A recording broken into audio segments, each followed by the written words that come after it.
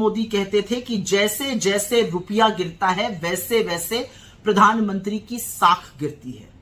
उस हिसाब से तो मोदी जी की साख और प्रतिष्ठा किस गटर में चली गई, इसका अनुमान लगाना ही बड़ा मुश्किल है।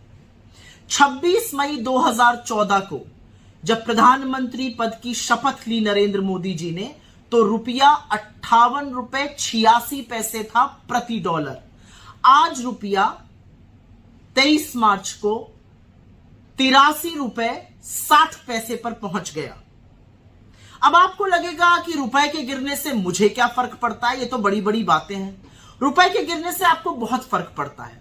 रुपए के गिरने का मतलब क्या है कि जो चीज पहले 60 में आ सकती थी अब वो 84 में आती है। मतलब जिस चीज के लिए आपको $1 खरीदने के लिए 60 रुपए देने पड़ते थे, अब उसके लिए 84 रुपए देने पड़ रहे हैं। तो हर वो सामान जो हम आयात करते हैं उसका बिल बढ़ेगा। जैसे कच्चा तेल हो गया, कच्चे तेल के लिए पहले जहां पर आप $1 के लिए 60 रुपए देते थे, अब उस $1 के लिए हम मोटा मोटा 84 रुपए दे रहे हैं। तो जब वो बढ़ेगा तो यहां पर भी कीमतें बढ़ेंगी।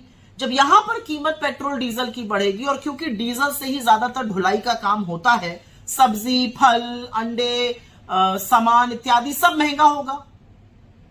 जब महंगाई बढ़ेगी तो आरबीआई जो है वो रेट बढ़ाएगी महंगाई को कंट्रोल करने के लिए। जब रेट बढ़ेगा तो ईएमआई बढ़ेगी। ईएमआई मतलब अगर आपने स्टूडेंट लोन, अगर आपने कार लोन, अगर आपने होम लोन, इस तरह की चीजें ली हुई हैं तो उनकी ब्याज दर बढ़ जाएगी, उनकी ईएमआई बढ़ जाएगी, ज्यादा पैसा देना होगा। तो रुपए का कमजोर होना अर्थव्यवस्था का कमजोर होना और देश के कमजोर होने पर है।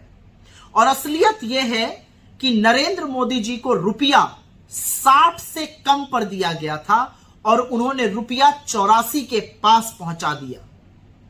मुझे लगता है कहीं पेट्रोल की तरह शतक लगाने के बाद रुपए में भी तो सेंचुरी लगाने का अंदेशा नहीं है।